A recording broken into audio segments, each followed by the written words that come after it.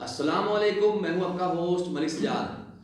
तो आज हमारा मौजूद गुफ्तगू है तालीम।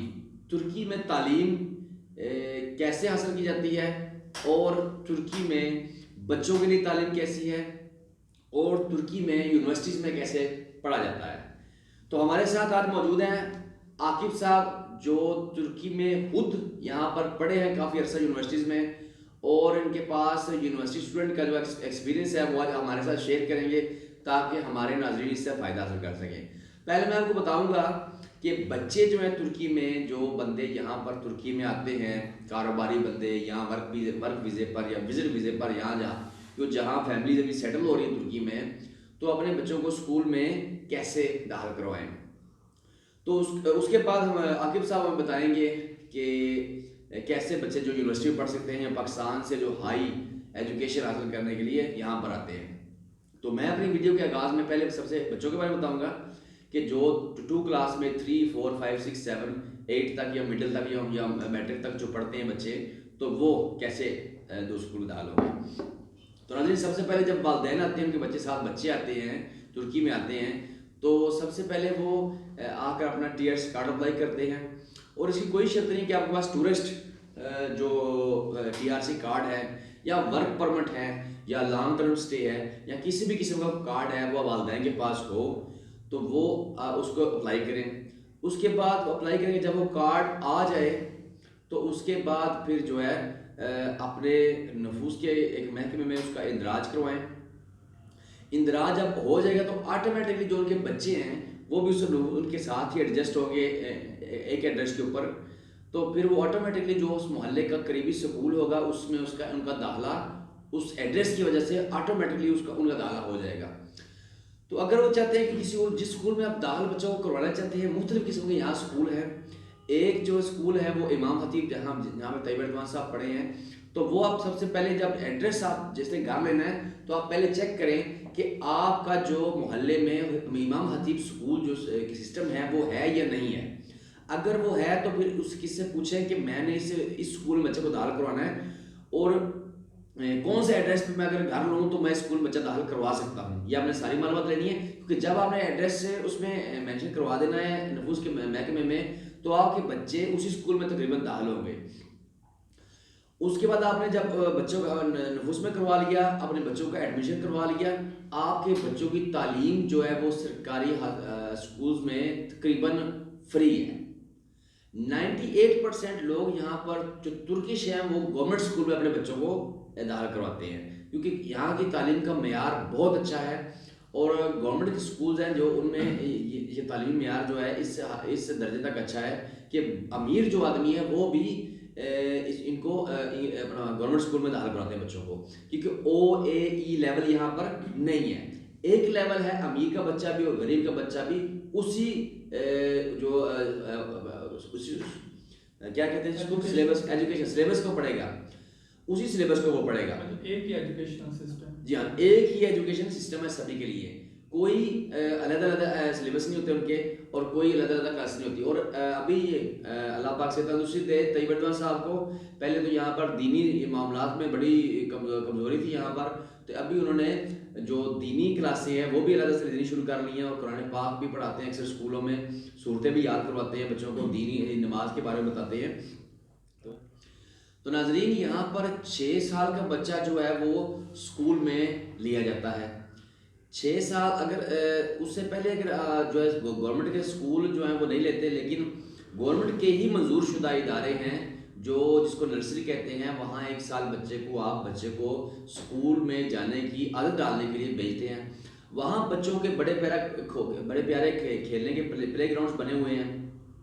उसके अंदर कलर्स वगैरह करवाते हैं, लिखना सिखाते हैं, पेंसिल पकड़ना सिखाते हैं और बच्चों को आदत डालते हैं कि स्कूल में कैसे आना है। वो 1 साल आपने बड़ी माइनर सी फीस है, 200-250 लीरा 300 लीरा, वो अपने मोहल्ले के मयार के मुताबिक या फिर जो स्कूल के मुताबिक आपको मंथली फीस पे करना पड़ती है।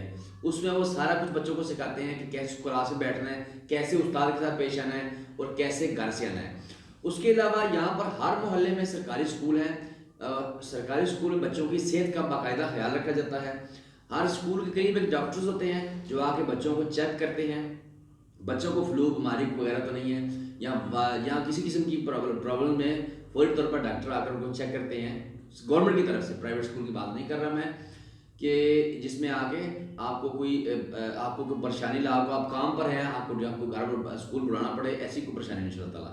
अच्छा जी, उसके बाद जो है आप जो स्कूल सर्विस है, बसेज हैं, मिनी बसेज हैं, तो उनका बड़ा अच्छा एक सिस्टम है कि अगर एक मिनी बस में 20 बच्चे बैठ सकते हैं तो 20 ही बैठेंगे।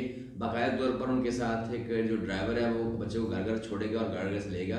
और ये अमूमन उन सर्विसेज होती हैं कि जो वैसे तो मोहल्ले में स्कूल है, बच्चा पैदल वॉक पे जा सकता है, लेकिन कुछ एरिया बहुत बड़े हैं और माँ बाप जो है उनको दूसरे स्कूल में दाखिल करवा देते हैं और खुद एड्रेस चेंज करके वापस दूसरी जगह पे आ जाते हैं। तो स्कूल अच्छा होता है, वो माँ बाप छोड़ना नहीं चाहते, इसलिए वो जो स्कूल की सर्विस है वो ज़रूरी होती है। वैसे हर मोहल्ले में घर के नज़दीक आपका स्कूल होगा। तो आकिब साहब का हम तो आपको एक दफ़ा दोबारा तारुफ करा दें कि यहाँ ये तुर्की में यूनिवर्सिटी, कौन सी यूनिवर्सिटी पढ़ी आकिब साहब आप? अंतालिया बिलिम यूनिवर्सिटी, अंतालिया डिस्ट्रिक्ट में। अंतालिया बिलिम यूनिवर्सिटी, बिलिम का तर्जमा जरा बता देना। बिलिम यूनिवर्सिटी साइंस, हाँ, Antalya science and technology university में पढ़े हैं और यहाँ के ये टॉपर हैं। और अब ये जो दूसरे student out of countries, foreign countries से आ रहे हैं, उनकी हेल्प भी करते हैं।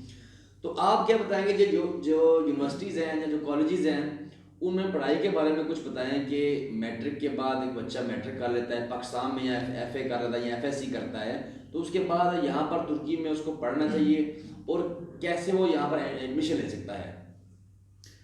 अच्छा, अस्सलाम वालेकुम। पहले तो ये साजिद भाई के बहुत सारे स्टूडेंट्स जो पाकिस्तान से इंटरेस्टेड हैं इन अ कंट्री, मतलब कंट्री वाइज अगर वो बहुत सारी कंट्री से टर्की को कंपेयर करते हैं, जो भी स्टूडेंट पाकिस्तान में इंटरमीडिएट अपना कंप्लीट करता है और वो हायर एजुकेशन के बारे में सोचता है, तो फिर वो बहुत सारी कंट्रीज, डिफरेंट कंट्री को एक्सप्लोर करता है। पहले वो इंटरनेट पे या ऐसे बहुत सारे सर्च इंजन्स पे सर्च करता है। फिर जो बच्चे टर्की में इंटरेस्टेड होते हैं वो, जैसे मेरी खुद एजुकेशन टर्की की है, तो सबसे पहले एक स्टूडेंट ये देखता है कि जो मीडियम ऑफ इंस्ट्रक्शन है एजुकेशन का, कि इंग्लिश लैंग्वेज में कौन से कोर्सेज अवेलेबल हैं और Turkish language. Because if you talk about Pakistani student, most of Pakistani student they comes from a culture where, like from the first standard in our high schools, we are studying in English. So most of the students, they try to prefer in Turkey to select such kind of university who provide all the courses in English language, in English medium. तो अभी अगर मैं Turkey के culture की और university की बात करूँ स्पेशली, तो टर्की के पास अल्हम्दुलिल्लाह दोनों टाइप की यूनिवर्सिटीज़ अवेलेबल हैं इस वक्त। Total number of universities Turkey में 207 है कंप्लीट, जिसमें से मेजॉरिटी यूनिवर्सिटी तुर्की में 207 यूनिवर्सिटीज़ हैं। डेफिनेटली 207 कंप्लीट यूनिवर्सिटीज़ हैं, और उसमें से जो मेजॉरिटी है वो गवर्नमेंट यूनिवर्सिटीज़ की है। पब्लिक यूनिवर्सिटी, जो स्टेट यूनिवर्सिटी हम पाकिस्तान में कहते हैं, वो है 129, 129 सिर्फ गवर्नमेंट की हैं। और वो भी बेसिकली इसलिए बिकॉज पाकिस्तान की निस्बत यहाँ पे एक ऑपोजिट ट्रेंड को फॉलो किया जाता है। पाकिस्तान में majority of Pakistani people, like those people that come from elite class, they try to prefer and send their student to private colleges, private universities. But in Turkey things are different.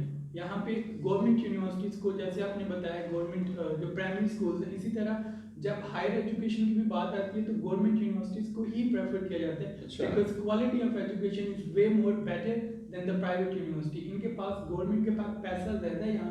यहाँ पे अवाम जो है, I think it's a sign of a good people कि ये tax पे करते हैं और गवर्नमेंट के पास ज़्यादा पैसा है as compare to private sector, तो वो इनके पास जो यूनिवर्सिटीज़ हैं। दूसरी बात ये, Turkey was being followed by Ottoman Empire, उससे पहले सल्जूक एम्पायर। इनकी बहुत सारी ऐसी सल्तनत भी रही हैं जिसकी वजह से बहुत सारी यूनिवर्सिटीज़ टर्की की एग्जिस्टेंस से पहले की मौजूद थी, जो कि ऑटोमन एम्पायर, जो हम सल्तनत उस्मानिया जिसको कहते हैं। जैसे अभी उनमें इस्तांबुल यूनिवर्सिटी जो है, इसकी बुनियाद 1453, जिस साल इस्तांबुल फतह किया गया था उसी साल फातिह सुल्तान महमद खान ने जो थी रख दी थी। उसके बाद मरमरा यूनिवर्सिटी जो कि 1883 में बनी थी, it's almost been more than 200 years, वो भी सल्तनत उस्मानिया में आती है। अगर मैं वैसे अब स्टूडेंट की बात करूं तो बहुत सारे पाकिस्तानी स्टूडेंट जिनको इंग्लिश मीडियम यूनिवर्सिटीज़ में एडमिशन लेने हैं, मैं थोड़ी सी इन्फॉर्मेशन उनको डिलीवर करना चाहता हूं कि आप सबसे पहले ये नोट करें, बिकॉज नॉर्मली तीन कैटेगरीज में यूनिवर्सिटी को डिवाइड किया जाता है।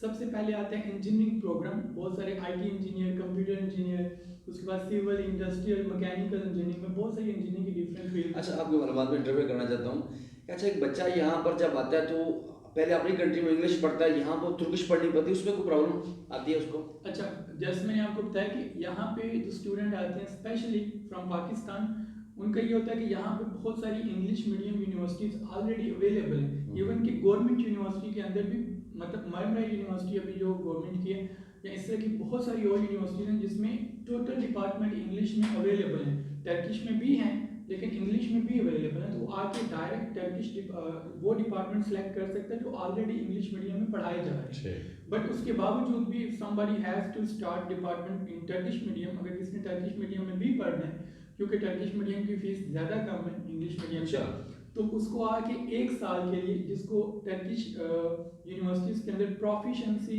लैंग्वेज या टर्किश ज़बान के अंदर हासिल कहते हैं, 1 साल के लिए उसको प्रिपरेटरी स्कूल पढ़ना पड़ेगा। in sense of that कि अगर उसने टर्किश में कंप्लीट करना है, so you have to study Turkish language course for 1 year, then you will move to your department after an exam. If you cannot pass exam, then you have to study again. अच्छा, उसके बाद मैं ये पूछना चाहता हूँ कि पाकिस्तान से लड़के जो है वैसे वेबसाइट इस पे काफ़ी सारी रिसर्च करते हैं, ढूंढते हैं कि कैसे तुर्की में स्टडी की जाए, कि तुर्की ब्रदर इस्लामी मुल्क भी है और यहाँ पर बंदे एक बड़ी सोच रखते हैं कि यहाँ पर आप पढ़ें या कुछ करें, तो आप कैसे उनको अप्लाई करना चाहिए? कौन से ऐसे रास्ते हैं जहाँ से वो ऑथेंटिक अच्छे तरीके से अप्लाई कर सकते हैं, उनको कोई अच्छी गाइडेंस मिल जाए? अभी मैं स्टूडेंट के बारे में अगर मेरे हिसाब से, as per my opinion, I think कि अभी बहुत सारे स्टूडेंट जो हैं वो कंसल्टेंट या एजेंट्स को अप्लाई करते हैं। अगर आपने किसी बहुत बड़े डिपार्टमेंट में पढ़ना है जिसमें आपको लगता है कि आपके इंटरमीडिएट में नंबर भी कम है, सो मैं इसको इंग्लिश में बोल दूँ ताकि international student, okay, so the most of student who has completed intermediate, if they want to apply in Turkish universities, either it's government or private, instead of visiting some sort of consultant or agents, I would advise you, as per my credibility or whatever I have learned during my education, that you can go, first of all, just search the name of university. Even by searching a single name of university, you can get the website of university. You can go and you can apply for admission. For private university, I think you should not, and you do not have to pay any amount of money to any consultant. अच्छा, because इसमें किसी किस्म का consultant को payment नहीं करें तो फिर कैसे काम करेगा? बिल्कुल, क्योंकि प्राइवेट यूनिवर्सिटी में साजिद भाई, इसमें किसी का कोई कमाल नहीं है कि आपको प्राइवेट यूनिवर्सिटी में कोई एडमिशन दिला सकता है। Basically private sector is based on business, it's up to your tuition fees, you can directly apply and they will give you conditional acceptance letter, and unconditional acceptance letter, there will be a certain amount, it will be written that you have to pay $1,000 to university to get your full acceptance letter to be an official student of university. जब यहाँ पर आ जाए तो फिर वो $1,000 दे? No, before getting full acceptance they have to pay 1,000 once they get conditional acceptance. So once they pay, most of consultants they charge $2,000 from the student, so they pay 1,000 in the university and 1,000 they keep it in their pocket.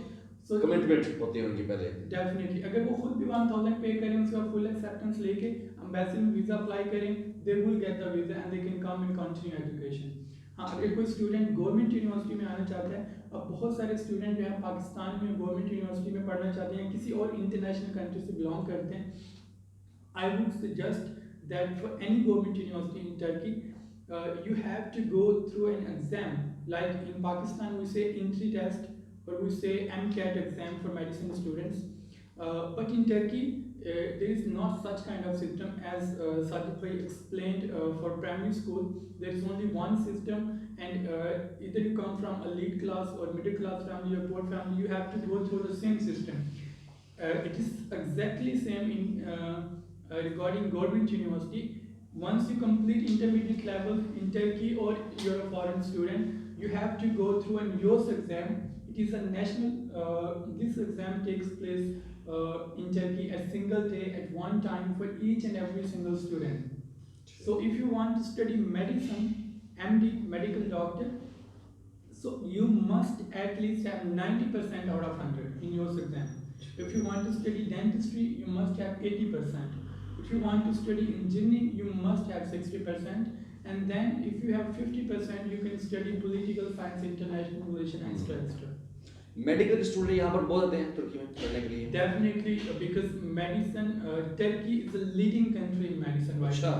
Even in most of European countries, and I'm talking about the facts and figures. I'm not telling what is good for me or what I think. No, this is the fact that most of European countries, they follow Turkey in terms of medicine, because you may see outside, we see a lot of people, they come for hair transplantation.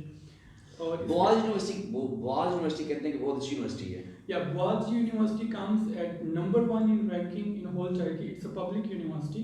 It do not have medicine department. It does not have dentistry, but it has engineering departments. अच्छा। At number 2, it is Istanbul University, which is at Beyazıt, and the oldest university. The first private university of Turkey is Bilkent University. अच्छा, मैं अपने viewers को एक ये भी बात बताना चाहता हूँ कि जो बच्चे जो हैं वो चौथी क्लास में, 5वीं 6वीं और 7वीं 8वीं या मैट्रिक में पढ़ते हैं, जो भी क्लास में हैं, तो वो अपनी जो डिग्री या डिप्लोमा या सनद जो कहते हैं वो अपने साथ लेकर आएँ।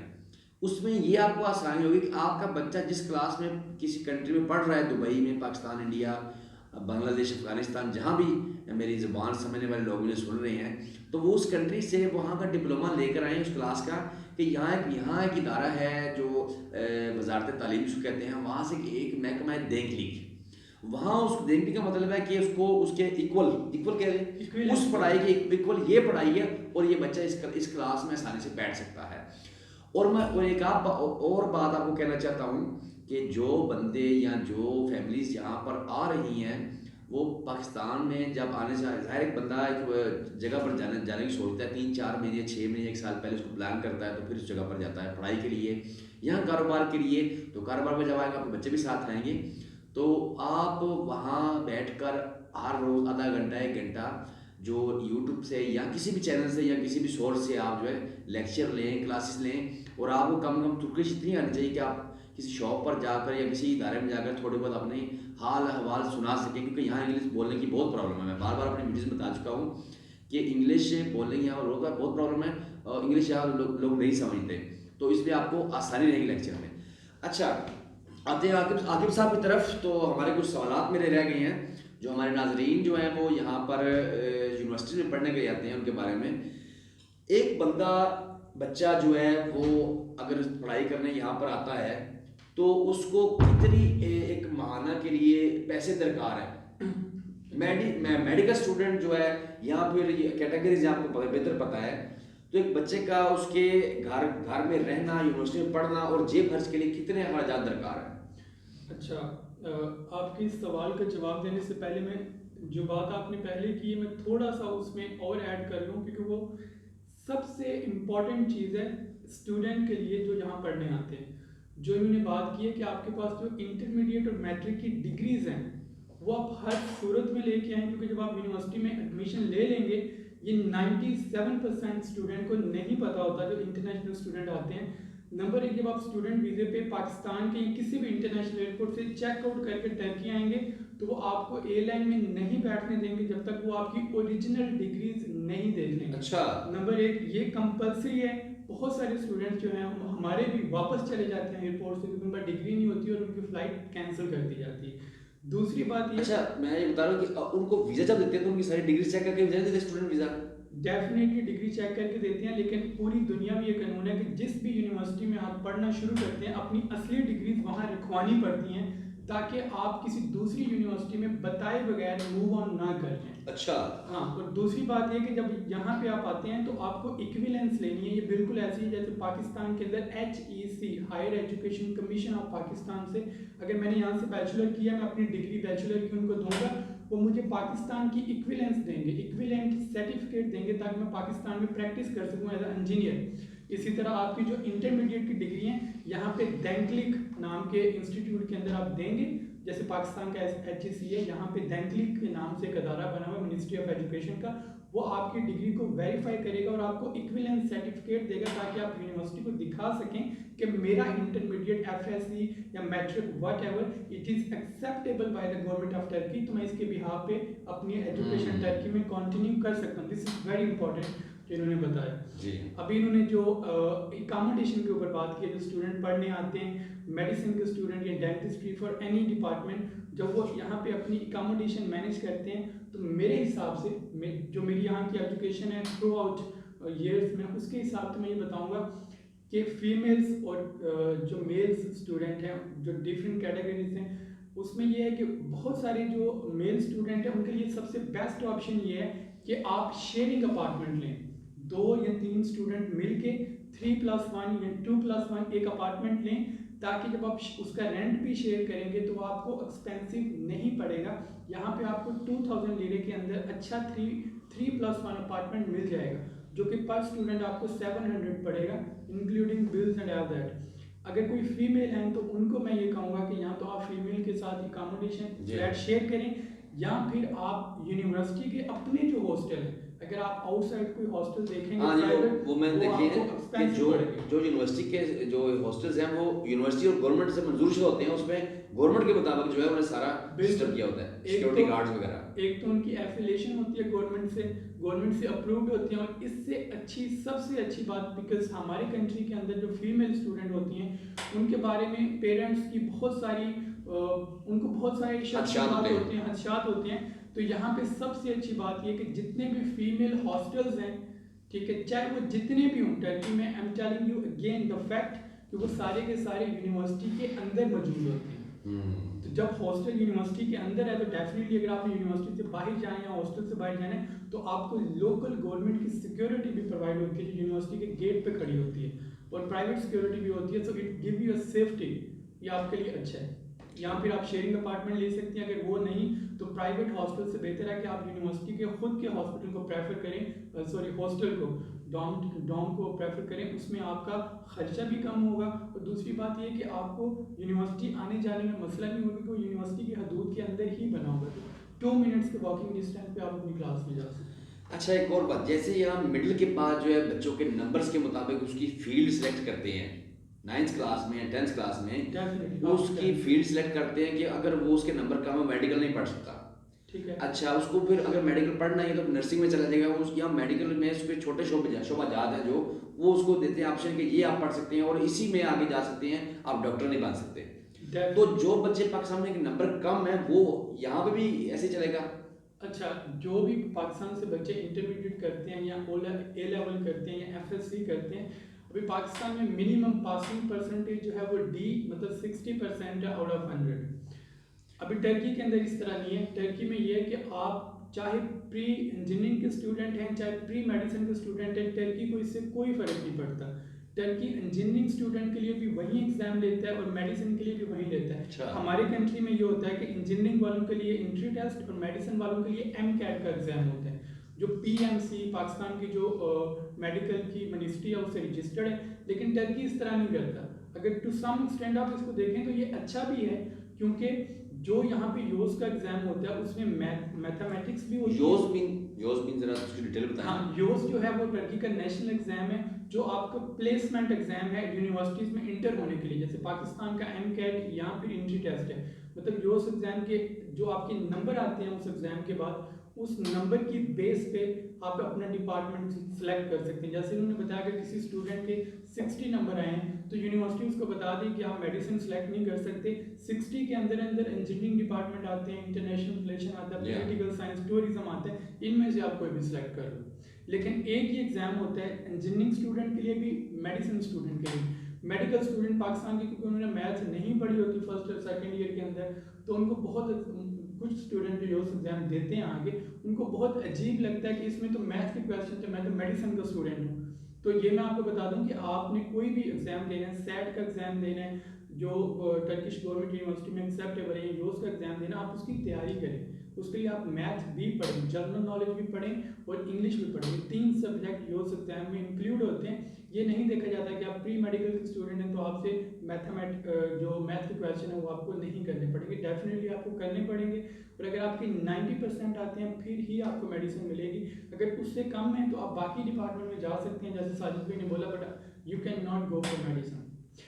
एक छोटी सी चीज़ जो बहुत इंपॉर्टेंट है मेडिसिन स्टूडेंट के लिए मैं ऐड कर दूं, टर्की MBBS नहीं करवाता। ये बहुत सारे पाकिस्तानी स्टूडेंट्स को नहीं पता। हाँ, टर्की MD करवाता है और बहुत सारे स्टूडेंट को ये बात भी नहीं पता। और MBBS में और MD में डिफरेंट बेसिकली जो डिफरेंशिएट इन दोनों को चीज़ करती है उसका भी नहीं पता। MD मतलब मेडिकल डॉक्टर या डॉक्टर इन मेडिसिन, और MBBS का मतलब bachelor of medicine, bachelor of surgery. Pakistan, Bangladesh, India, Sri Lanka, ये जितने भी मुल्क हैं साउथ एशिया के बरसगीर के वो MBBS करवाते हैं, वो MD नहीं करवाते। टर्की MD करवाता है और यूरोपियन इक्वल है MBBS के? नहीं इक्वल। अच्छा। यूरोपियन, अमेरिकन, कैनेडियन और उसके बाद टर्किश कंट्रीज। टर्किश कंट्रीज से मुराद है अजरबैजान, उज़्बेकिस्तान, ताजिकिस्तान, ये भी टर्की स्पीकिंग कंट्री हैं और यहाँ पे टर्किश नस्ल से आती हैं। ये सारे MD करवाते हैं, यूरोप हो, अमेरिका हो। अब MBBS का मतलब ये है, जब आप MBBS कंप्लीट करते हैं तो दोनों का टाइम सेम है, दोनों 5 साल के कोर्सेज हैं, ठीक है। लेकिन MBBS का मतलब है आपने बैचलर किया हुआ है मेडिसिन के अंदर, बैचलर किया सर्जरी के अंदर। जबकि MD का मतलब है, MD इक्वल है बैचलर और मास्टर दोनों के। अगर आप MD पढ़ लेते हैं टर्की में, आप जब आएंगे MBBS करने तो आपको MBBS में MD करवाया जाएगा। इसका मतलब है कि आप डायरेक्ट स्पेशलाइजेशन के लिए जा सकते हैं, ठीक है। आपको 2 साल मास्टर नहीं पढ़ना पड़ेगा। जबकि पाकिस्तान की MBBS के बाद आपको 2 साल दोबारा मास्टर भी करना पड़ेगा MD के लिए। तो उस लिहाज से इनकी मेडिसिन की एजुकेशन हमारी एजुकेशन से 2 ईयर वैसे ही फास्ट है, क्योंकि ये डिप्लोमा देते वक्त मास्टर के बराबर डिप्लोमा देते हैं। आप डायरेक्ट अपनी उसके स्पेशलाइजेशन के लिए जा सकते हैं। अभी मैंने पहले आपसे सवाल किया था कि यहाँ खर्चात कितने महीने के, वो रहने के खर्चात नहीं, वो चलो एक बंदा डिपेंड करता है what type of student is coming और उनके शौक क्या हैं, उनके हिसाब से अपना लाइफस्टाइल को जस्ट यानी कि यूनिवर्सिटी के खर्चात, फीसिस और वो क्या होंगे, यानी कि एक अंदाजे के मुताबिक कितने हो सकते हैं मंथली? मैं आपको अंदाजे की बजाय मैं आपको एग्जैक्ट फैक्ट्स एंड फिगर के साथ बता देता हूँ। ठीक है। जो प्राइवेट यूनिवर्सिटीज हैं वो बहुत एक्सपेंसिव हैं, गवर्नमेंट यूनिवर्सिटी बहुत ही चीप है। जैसे अगर हम मेडिसिन की बात करें तो मेडिसिन प्राइवेट यूनिवर्सिटी में टर्की के अंदर $20,000 पर ईयर से शुरू होके $42,000 पर ईयर जाती है। जैसे आजिबादन यूनिवर्सिटी टर्की में वो तो प्राइवेट है, वो 42,000 लेती है। बाक्शेशाह 25 लेती है, ओकान यूनिवर्सिटी 22 लेती है, कोच यूनिवर्सिटी $26,000 पर ईयर लेती है। इसी तरह मैं आपको मेडिसिन गवर्नमेंट यूनिवर्सिटी के अंदर बताता हूँ। इस्तांबुल यूनिवर्सिटी जो टर्की में मेडिसिन की नंबर 1 यूनिवर्सिटी है, वो $2,200 लेती है मेडिसिन इंग्लिश में करवाने के पर ईयर। अच्छा।